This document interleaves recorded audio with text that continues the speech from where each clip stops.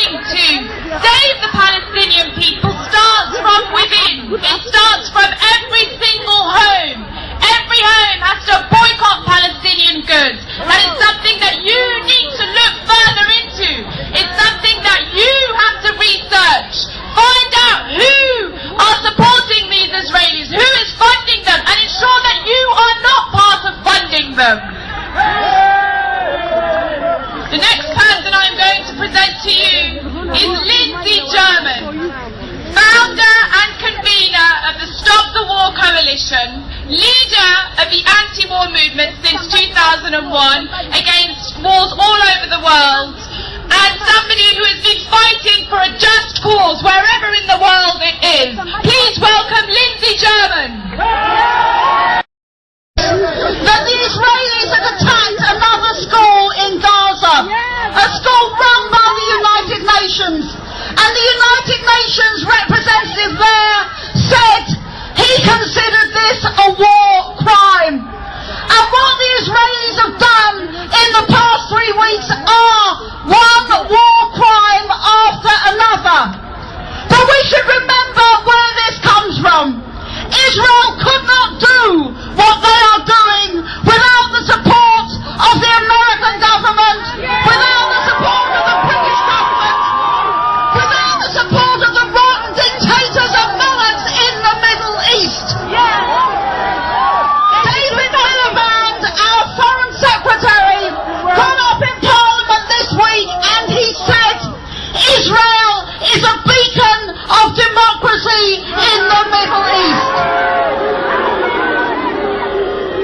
The same day he said that, Israel announced that the Arab parties in Israel would not be able to contest next month's election. That's democracy in Israel. There's no democracy for the Israeli Arabs. Nobody talks about what is going on there. And our government has been following George Bush in everything that he has done over foreign policy in the last 7 years. Now, this weekend is very important because it's goodbye to George Bush.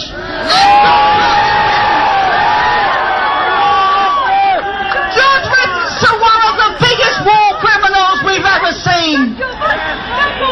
But don't let the Americans continue to do what they are doing with Obama. Obama has to understand, break with the policy that Bush has had, or we will continue to build these demonstrations as much as we can.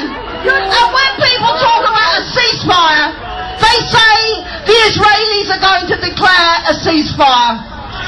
But they will keep their troops there and they want to disarm Hamas. Now this ceasefire is not a ceasefire in any meaningful sense if the Palestinians don't have the right to defend themselves. And they have to have that right to defend themselves when they are under such attack. And we have to stand up for that principle. Self-defense is no offence, and that applies to the people of Gaza more than to anyone else in the world today. And we also have to say our government has been a disgrace.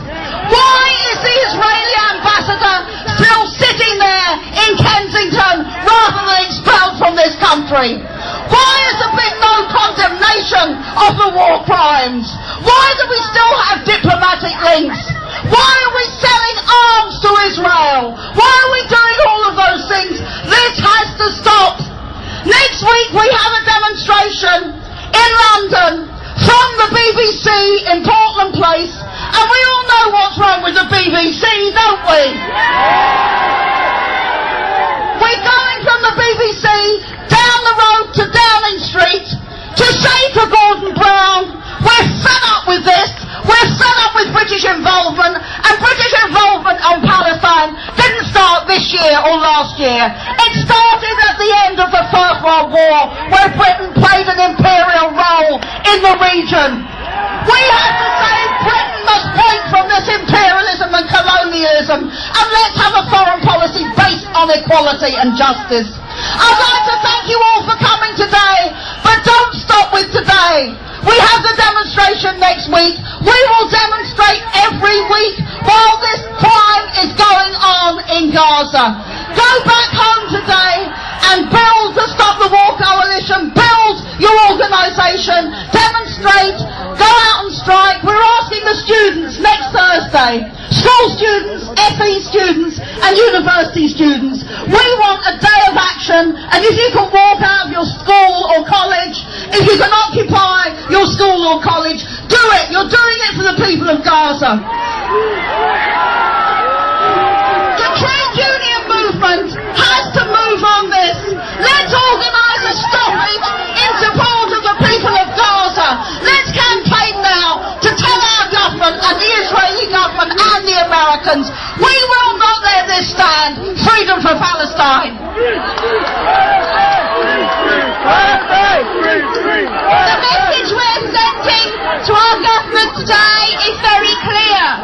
We represent the millions of people in this country and the millions of people across the world that are horrified by the actions that Israel is taking.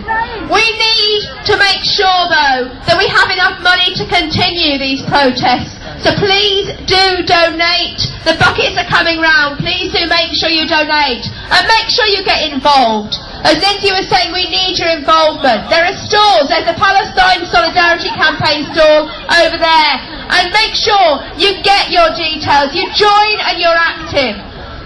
Our next speaker represents part of those millions and millions of people who've been opposing this war and been standing up for justice. But more importantly, she also represents that opposition in Parliament to the government's position on this. She's been one of those MPs who's been working this week to campaign to make sure that justice is finally delivered for the Palestinians and the people of Gaza. I'm very proud to be able to introduce today Diane Abbott MP.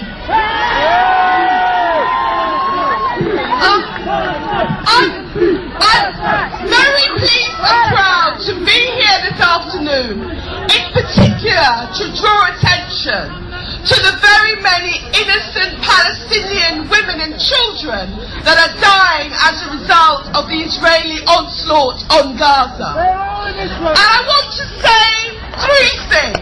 First of all, the Israel-Palestinian conflict is one of the last great colonial conflicts, and anybody whose ancestors have lived under British colonial rule should know what side they stand on in this conflict. The second thing to say is that Britain should be in the lead in fighting for justice in the Palestinians.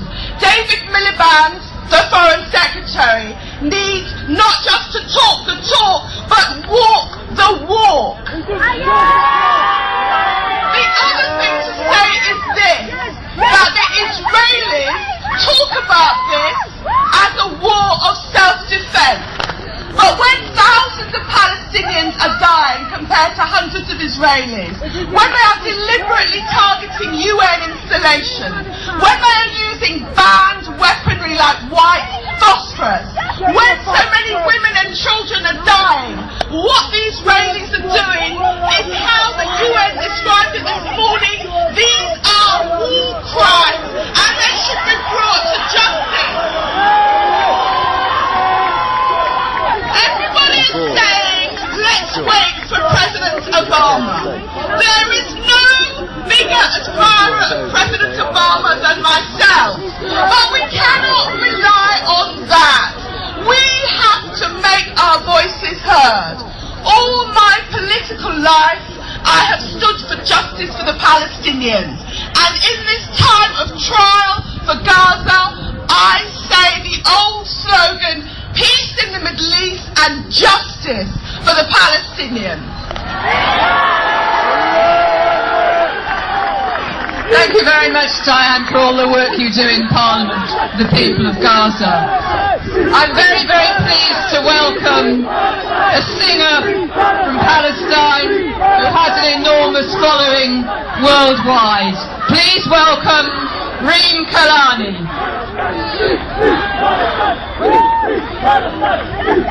Palestine!